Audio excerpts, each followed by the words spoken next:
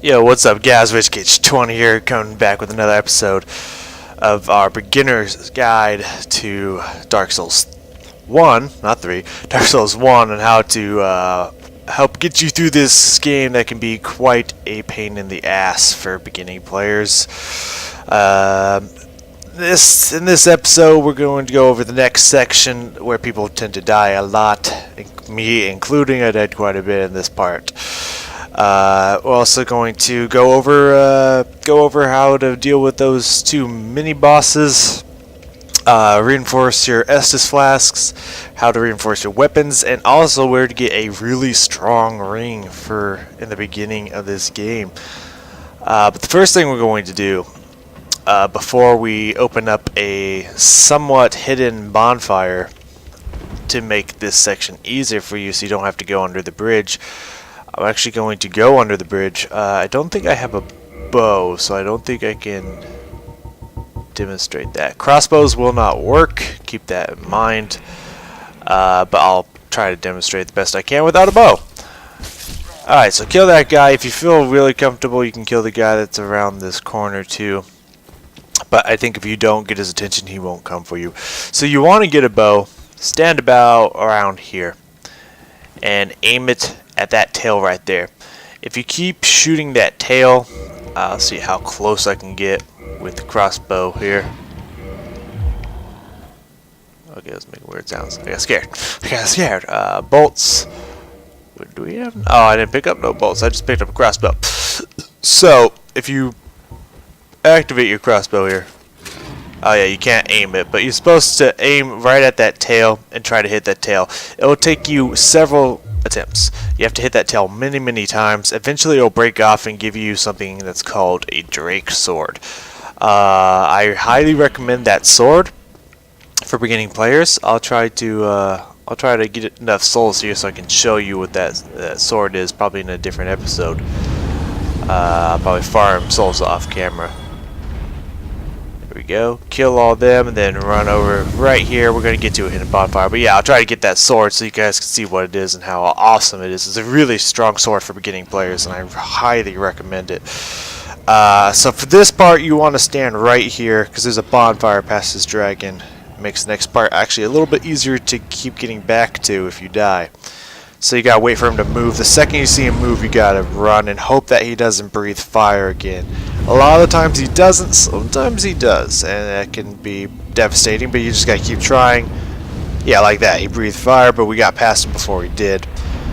So once you sit here at this bonfire, he says goodbye, he GTFOs, and it's all good. Now, it's not letting me rest at this bonfire again. That could be for many reasons. That could be one, because it detected enemies in the area. Someone could be trying to invade me, or it's just like, you know what, there's a dragon nearby, you fucking crazy? So yeah, I'm gonna just look over here at this statue here. It won't let me pray at the statue either. Goddamn, I glitched up the game. There we go. Now let me rest. Now that it detects no hostile shit in the area. Let's see if we can do the same with this statue. I don't know where the pay respects to the statue is. Okay.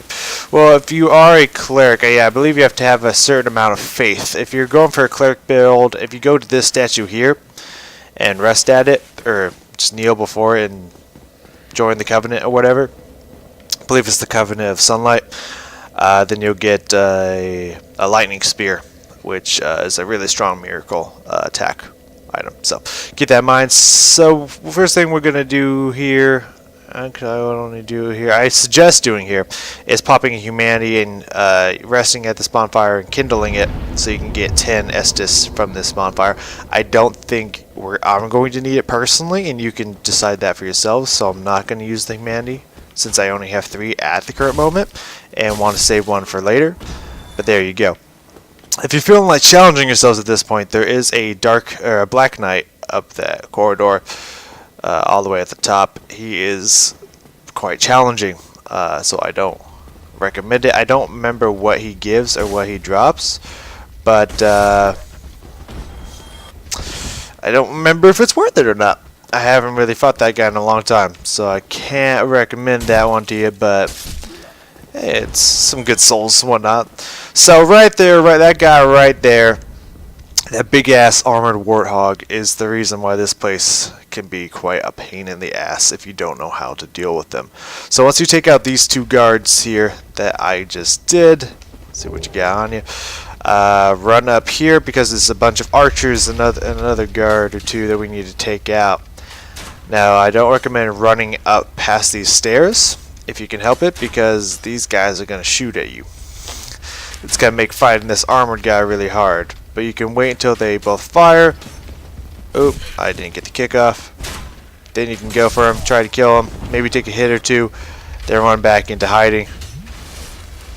Wait for them to shoot again, then start running at them. See if you can dodge their shots. If you take a hit from them, that's okay. You just don't want to try to dodge and roll off the side of the wall, because then that pig is going to come for you. Not a good idea. So take a hit if you have to. Oh, hi, Mr. Piggy. Try not to fall off the edge. Squeeze me, sir. And usually that guy will run up here and fight you down here. And that's usually when you can take him out, and then it's just you and Mr. Pig. Now there's two ways you can take out this pig. You can try to 1v1 him straight up, which is pretty difficult for any beginner to this game, but definitely doable if you can learn how he works. The bonfire is not too far away since we got that shortcut. Or you can use these alluring skulls that we just picked up from this dead body here. It was like designed for this person. So these skulls will make any enemy go to that location unless they're aggroed to you. I don't think it will work if they're aggroed to you, but I'm not 100% sure on that one. So we can make this guy try to go towards this fire. You want to be careful when you throw that, because you do move forward when you throw that. So you can fall off the edge and then have this warthog right up in your face. Not always the best idea. So you can slowly whittle them down with the fire by using all these skulls. It will usually always take them out with either 0 or 1 skull remaining. You want to try to angle it so you'll be right in that fire. Get right over the edge. Close enough does work, as you can see. So that is one way you can take out the warthog. We're going to attempt to take out the warthog in the other fashion, which is to try to somewhat take him out. So this warthog, as you can see, has an opening in his ass. You can actually use that to backstab this warthog. So that means you can either go out there and try to 1v1 him, or try to get his attention, wait for him to walk back, which he might actually burn himself in the fire doing. Second he tries to walk back. Let's see if he can get up. Oh, I missed. But as you see, did a little bit of decent damage to him, about as much as one tick of fire will do. But yeah, you could just keep trying to get him in the ass. Excuse me, sir, I want your ass. Oh, we got him in the fire. Very good. You can also fall down and hit him like that with a falling slash on the warthog if you can get him in the right angle. So there's a lot of different tactics you can use to try to take care of that warthog and not actually have to go toe-to-toe with him at all. Alright, so this part has been, I don't know if I want to say glitching up, but usually that guy runs away and tries to draw you into the guy we just killed. And the guy we just killed will usually be hiding behind here, and he'll jump out and attack you. Sometimes they're both just chilling out in the middle of the hall and don't try to set up the surprise attack, in which case they'll both run at you. Either way, it doesn't matter. Take care of these enemies. They're hyper aggressive, but they're very weak. One hit will usually do it with any weapon. So just try to dodge their attacks and take them out. You want that mystery key because that's gonna be our ticket here to getting the really strong ring I spoke about in the beginning of this episode. Alright, at this point we got two really strong guys. Well, not strong guys, they do hit semi-hard, but two of them at once. Just try to take them out before they can hit you. There's an item right over here that I'll actually grab and show you that it gives you souls. Big old 400 there. Every little bit of souls counts here in the first levels. Can be very, very useful. Alright, shouldn't be anyone up here. So this is a fog that you can traverse that actually doesn't bring you to any other enemies. And this is the way you have to go to get that gate opened once it's been closed. So past this guy right here, this is going to be, these guys are going to be the bane of your existence when you're first trying out this area. But this first one's not too hard because they put his back to you, so you can easily backstab him. But in front of this guy is a really strong shield. Not a lot of people like the shield, but I do. You can also hit him as he's getting up. That will usually take care of the last bit of health he has. So he shouldn't be too bad of a kill for you. This knight shield here is actually a pretty decent shield. Much like the spider shield, I believe here. Yeah, it has 100% physical resistance. But as you can see, it has less fire and lightning reduction. But about the same stability, and it weighs a lot more. So if you can get the spider shield and you want to use shields, I highly recommend the spider shield. However, the knight shield is also a really good choice if you don't have access to the spider shield, don't know where the spider shield is if you don't start with it, or just you think it looks cooler and you want that shield. You know, that is also another good option. I was just thinking all this, yes, I know. All the souls we're getting right now are probably going to be used for upgrading, so I recommend not leveling up yet. Ooh, that bell means that someone just killed the gargoyles. And rang the bell, that's pretty cool. So I recommend trying to lure out that guy first, and then we'll deal with that guy. So if you can get kind of close to this corner, walk very slowly till you get his attention. Make sure we didn't get the other one's attention. We did not.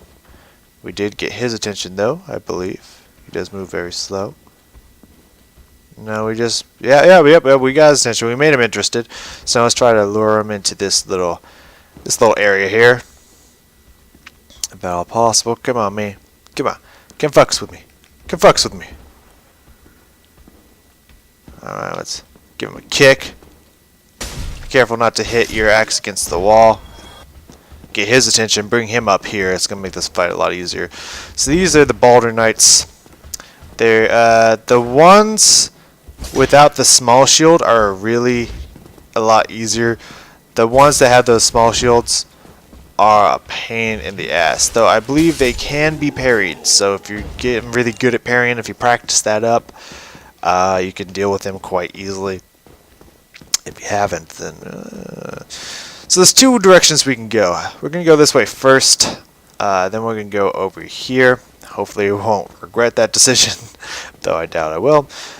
Here's what I recommend. Don't walk in front of those stairs that will lure someone out. You want to walk over to this wall, fall down, and head down towards this guy right here. Take care of him. I did notice he was running at me, but I was like, oh, I can take it.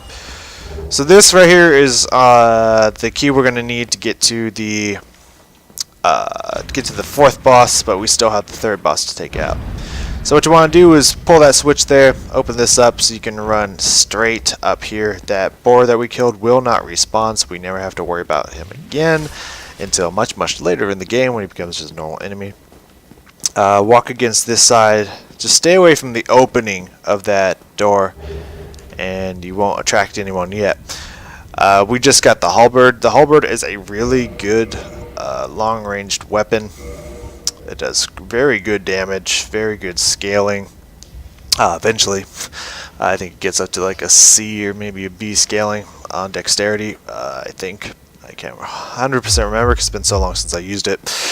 But it is a really good weapon that you can use throughout the entire game, if you so choose. So walk in front of the door. We will attract the person that we tried not to, and then we'll observe what's in front of us here in a second. Get him to attack, take him down, do easy chops. Sometimes it might take 3, 4, or 5, depending on your weapon and if it's upgraded or whatnot, but, you know, pretty easy to kill. So there's 2 more of these Balder Knights in here. One of them's the harder version that we will deal with here later.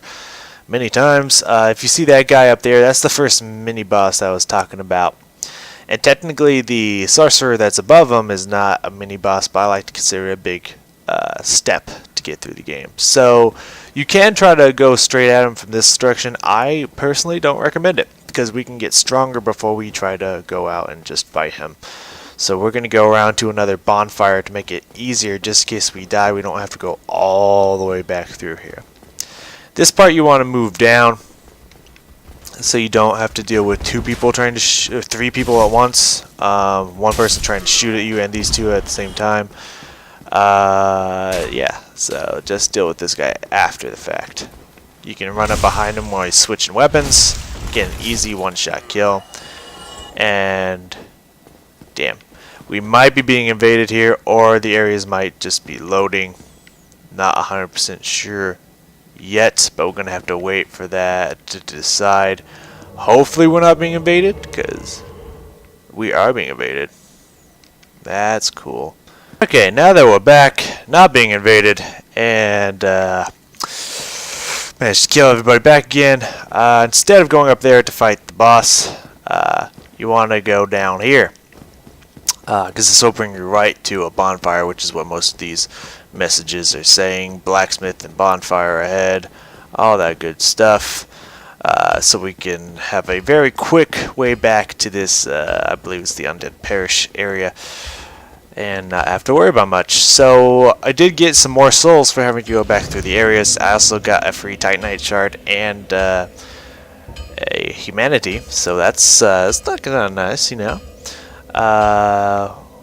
We are going to pop one of our humanities so we can kindle this flame here, or this bonfire. I accidentally said leave, my bad. So we can kindle this and get 10 Estus flasks when we're trying to go against this this next boss, which will be in the next episode. This is a little bit of a longer episode because it's quite a lot to do, but that's alright.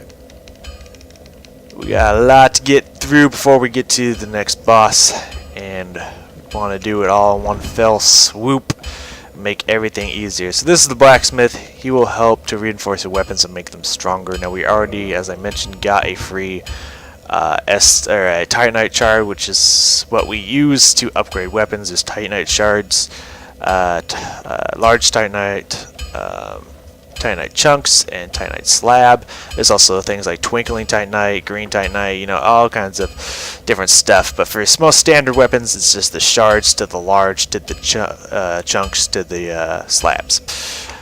And it's going to be the same for our battle axe here. Now we're going to see how high we can get this battle axe.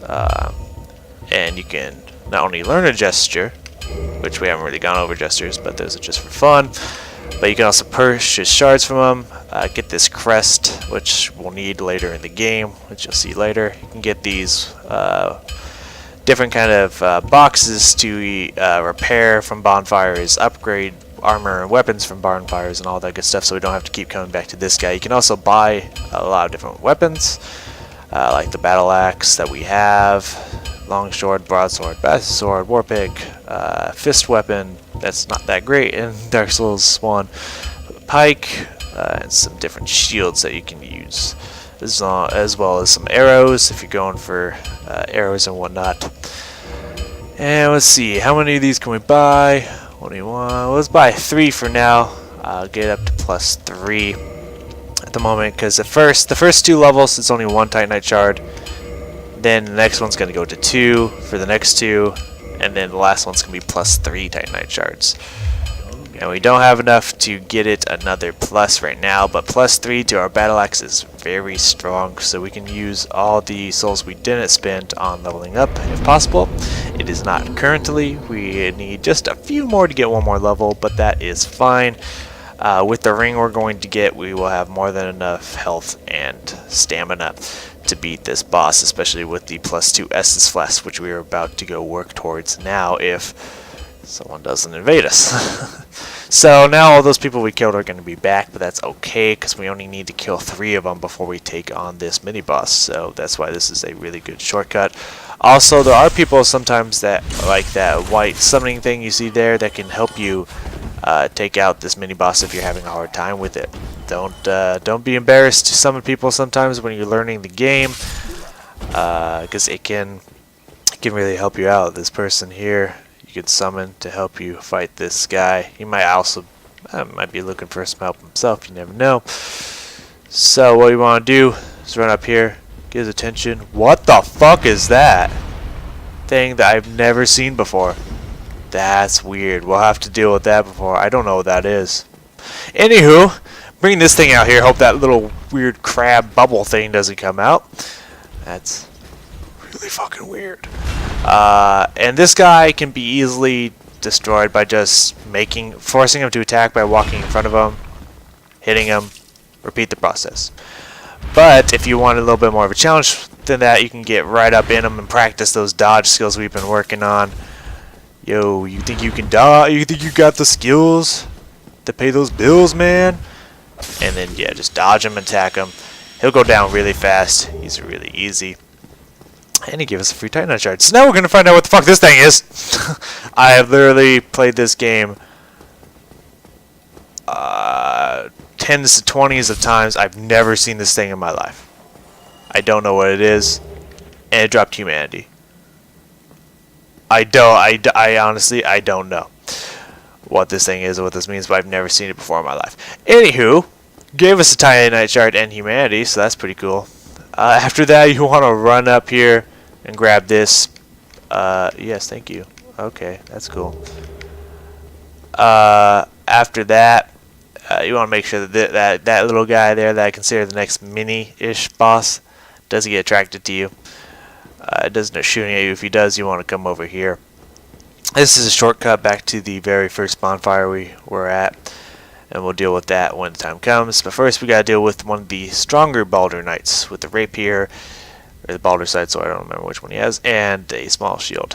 This guy can be a pain. I recommend fighting him down here, so get his attention. As I mentioned before, sometimes it's hard if you're on the lower ground for them to hit you, but not every time, as you just saw. So better chance you have is to come down here and try to fight him that way. He does have a lot of reach for some reason. Oh god. Ow, fuck. I might die here. Alright, you just sit there. Think about what you've done. I'm gonna go heal up. Alright, let's see if we can just bull rush this guy down. There we go. Alright, so yeah. These guys with the small shield are quite fucking annoying. They can get in your way and kill you very easily. So this part, before you go and try to fight him, touch this area right here and then move back, because there's a lot of these guys, and if you try to fight both of them at the same time, it just won't work.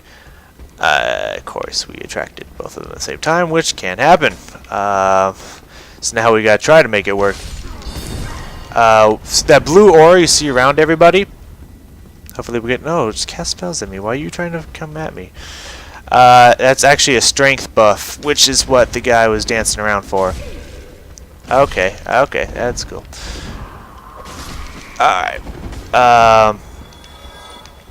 And that makes these guys hit harder, which is fun because they already hit pretty hard. So now we're going to just try to take these guys out as easily as we can. Before we take on the boss, the mini boss, who will run at you sometimes. And that makes this encounter harder, but it happens and we can deal with it. So take out these guys, try to goad them into attacking. I think we got all of them. Now we can just deal with this guy by his lonesome. If you do get him down to pretty low health, he will try to teleport away, which can be annoying, but hey, we dealt with him, we got him down, and he will not respawn. So now we need to unlock the guy who's going to give us his really strong ring. Not willingly or wanting to give us his really strong ring, but in the end he's going to give us his really strong ring. Of course, first we gotta attract another one of these harder Baldur Knights. The reason they're harder is they're more aggressive, and they have a longer reach. They also try to parry you. It's just all around a bad time. You're just gonna have a bad time. I think we can do a jumping attack. Oh, that. I mean, I expected a little bit more. I thought we'd break through his shield, but hey, either way, we didn't get hit by his attack, and we took him down at the same time. Very good. So now that he's gone, we can easily unlock the door for our soon-to-be friend. Unfortunately, he won't be liking us very much, but that's fine. He doesn't need to like us. He can just deal with it. So as you can see, this door is very solid compared to this door. You can attack it, roll through it, or whatever you choose to do to open it up. Come up here, talk to this guy, open the door for him. He says that he'll reward you if you open the door. Just talk to him a few times to make sure that he's absolutely going to go back to the Firelink Shrine. And boom, we can now head out.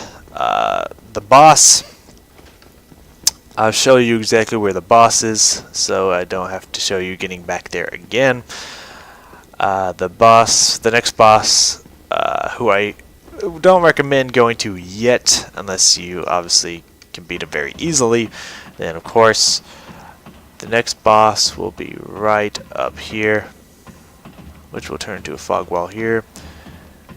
The next boss is going to be right in there. That's the layer. What is this? Oh, just one person. Yeah. Next boss is going to be in there. He's a little challenging at the moment, so we can't exactly deal with him at the mo.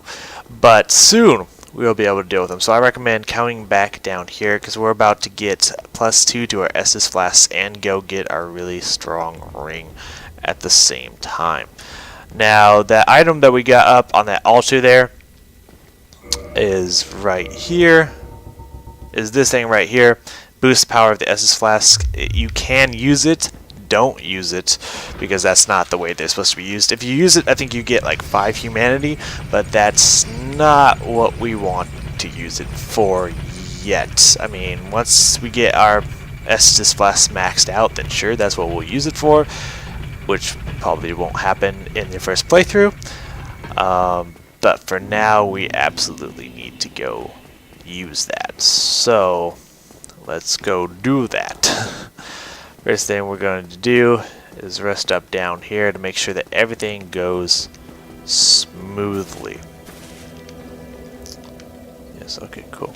Rest at the bonfire. You can level up if you choose to. I think I'm going to get 1 level up here, pop another point into strength for now.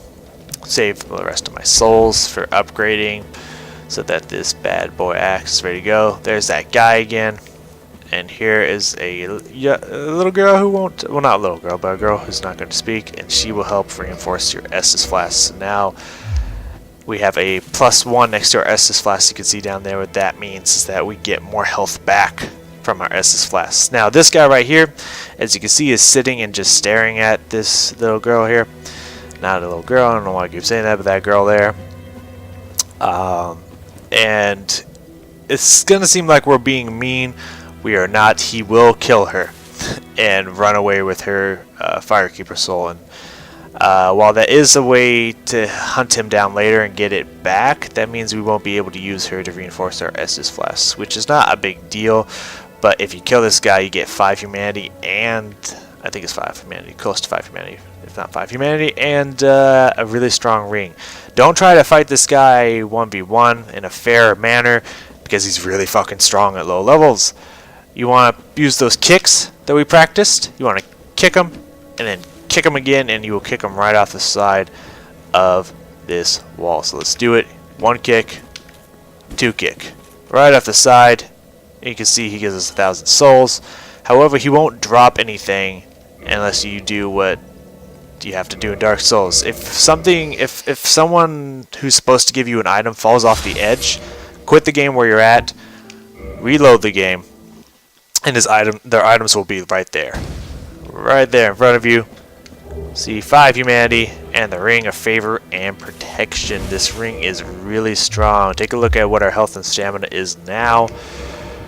Note that if you ever take this ring off, it will break. So once you put it on, you gotta leave it. But it boosts your HP, your stamina, and your equip load.